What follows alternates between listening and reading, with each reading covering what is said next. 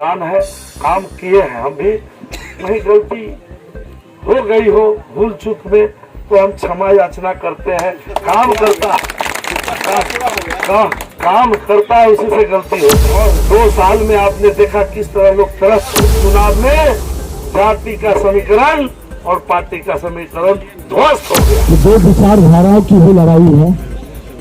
एक विचारधारा कुशासन लाने का, जातीय उन्माद पैदा करने का, अपराध और भ्रष्टाचारियों को संरक्षित करने का। विभाग और पुलिस महकमा के अंदर आप भ्रष्टाचार को देख रहे हैं, इस विचारधारा को समाप्त करना है।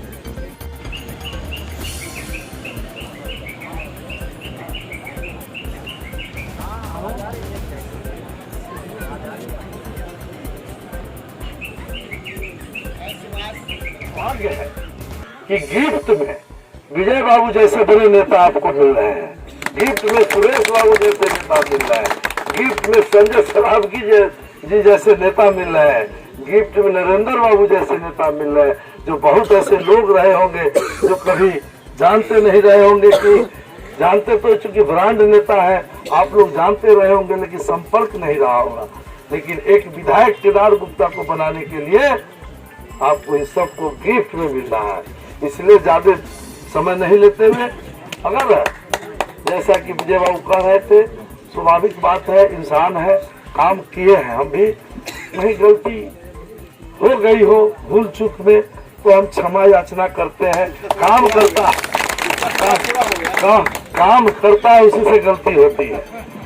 और 2 साल में आपने देखा किस तरह लोग त्रस्त हो गए, किस तरह से लोग त्रस्त हो गए, किस तरह से हम लोग यहाँ वातावरण बनाए थे, विकास का स्थिति पैदा किए थे, तो कितना विकास पीछे चला गया एक एक लोग कह रहा है। और यही कारण है कि इस बार उपचुनाव में जाति का समीकरण और पार्टी का समीकरण ध्वस्त हो गया है। सिर्फ लोग यही बोल रहा है भारतीय जनता पार्टी और केदार, और इसके लिए मैं आभारी हूँ आप लोगों का, सभी जाति बिरादरी धर्म के लोगों का। जो हमारे नरेंद्र भाई मोदी का था, जो है उनका सपना, सबका साथ, सबका विकास और सबका विश्वास, वो सब मिल रहा है। इसलिए मैं गर्व से कहता हूँ कि जिस मुस्तैदी से 15 से 20 में काम किया था, भारतीय जनता पार्टी ने मुझे विश्वास करके टिकट दिया और आपने मुहर लगाने का काम किया, और जिस तरह से हमने काम किया था इस बार उससे भी ज्यादा हौसला से हम काम करेंगे, यह वादा करते हैं। इन्हीं बातों के साथ सबको साथ में लेके चलने का, सबका विकास की चिंता करने का, और आपके उम्मीदवार तो स्वभाववश भी मिलनसार है, सबको लेके चलने की बात करने वाले लोग हैं। और भारतीय जनता पार्टी इसी तरह के कार्यकर्ता को आगे बढ़ाता है।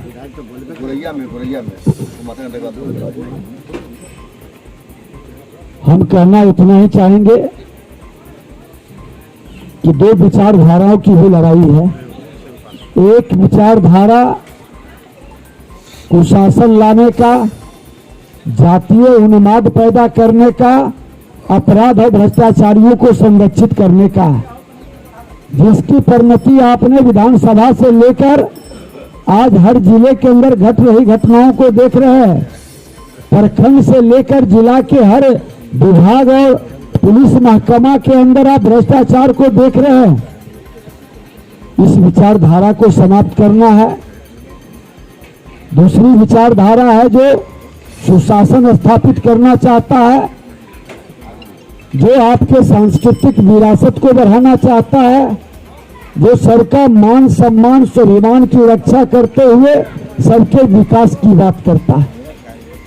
जो व्यक्ति हर घर के अंधेला को दूर किया, कुछ लोगों ने अंधेला लाने का काम किया, लालटेन युग में पहुंचाया, लेकिन देश के प्रधानमंत्री नरेंद्र मोदी जी ने हर घर में उजाला लाया। किसी भी जाति की बात नहीं करके भारतीय जनता पार्टी हमेशा जमात की बात करती है, सबको साथ लेकर आगे बढ़ने की बात करती है। क्षेत्र में लगातार आप घूम रहे हैं, क्या अनुभव लग रहा है, किसकी लहर चल रही है? एक तो कुढ़नी विधानसभा की जनता बिहार सरकार के कुकृत्यों के खिलाफ खड़ी है। दूसरा, यहाँ उनके जो प्रत्याशी है उनके भी प्रत्याशी का घोर विरोध हो रहा है। आज सर्वमान्य यहाँ के प्रत्याशी जो भारतीय जनता पार्टी का केदार गुप्ता है, बूढ़े बच्चे नौजवान किसान दलित शोषित सर्व समाज के वो चहेते विधायक भी रहे हैं, पूर्व विधायक है और भाजपा के प्रत्याशी भी हैं।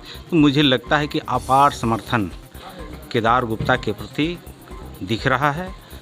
देश के यशस्वी प्रधानमंत्री नरेंद्र मोदी जी की चलाए जा रहे जो गरीब कल्याण योजना है, वह योजना सर्व समाज में जो गरीब है, शोषित है, वंचित पीड़ित है, उसको लाभ मिल रहा है, उसका भी एक असर है। तो मुझे लगता है कि लड़ाई 80-20 का है, तो भारी अंतर है और उस अंतर से केदार गुप्ता जी जीत सुनिश्चित है।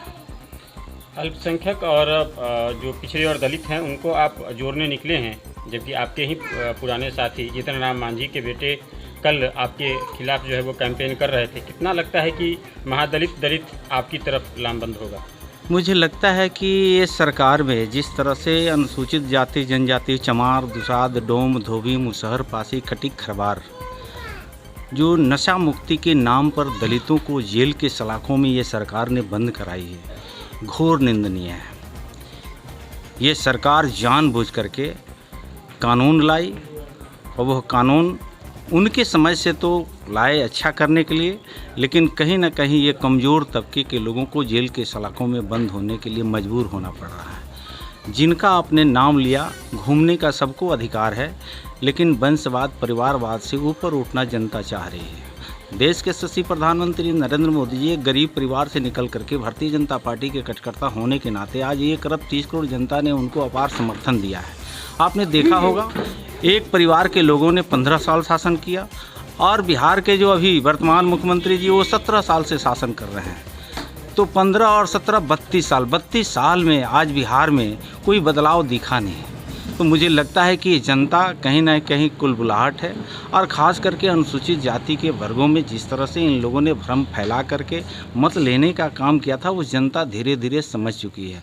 और आने वाले दिनों में जिस तरह एनडीए के पार्ट देश के यशस्वी प्रधानमंत्री नरेंद्र मोदी जी के नेतृत्व में 39 एमपी जीत के गए थे, 13 करोड़ बिहार की जनता ने नरेंद्र मोदी जी को चुना था, उसी तरह बिहार में परिवर्तन की एक लहर चल रही है। बिहार के मुख्यमंत्री नीतीश कुमार जी को आप दस्त करके और भारतीय जनता पार्टी की सरकार लोग देखना चाह रहे हैं।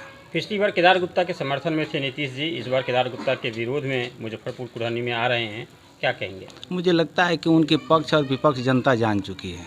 अब तो नामी जिस भतीजा के साथ उन्होंने गलबहियाँ कर रहे हैं वो पूरी बिहार की जनता सर्वविदित है, जान चुकी है।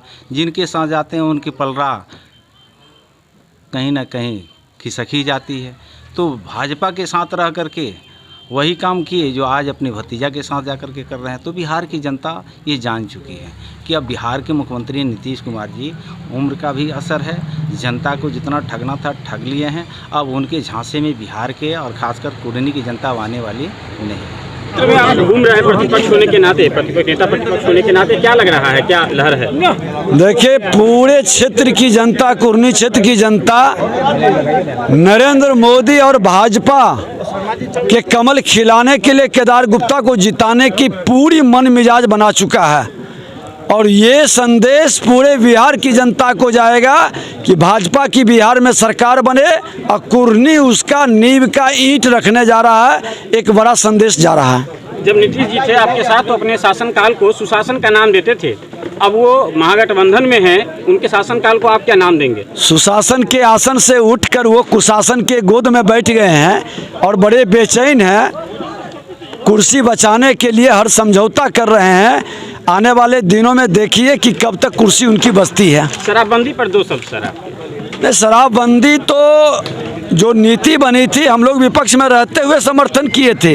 लेकिन उसी समय हमने कहा था कि आपका नीयत साफ नहीं है, आपके साथ लोग जो है उसका नीयत साफ नहीं है। आज शासन प्रशासन में बैठे लोग शराबबंदी को फेल कर दिया है और नीतीश कुमार पूरी तरह से विफल होकर के समाज के अंदर अराजकता फैल रही है। इससे भूमिहार वोट टू कंसोलिडेट क्या लग रहा है आपको? किस बात? मैं सिर्फ भूमिहार वोट की बात नहीं, हर समाज के हर वर्ग के लोगों का वोट नरेंद्र मोदी के साथ कमल खिलाने को तैयार है।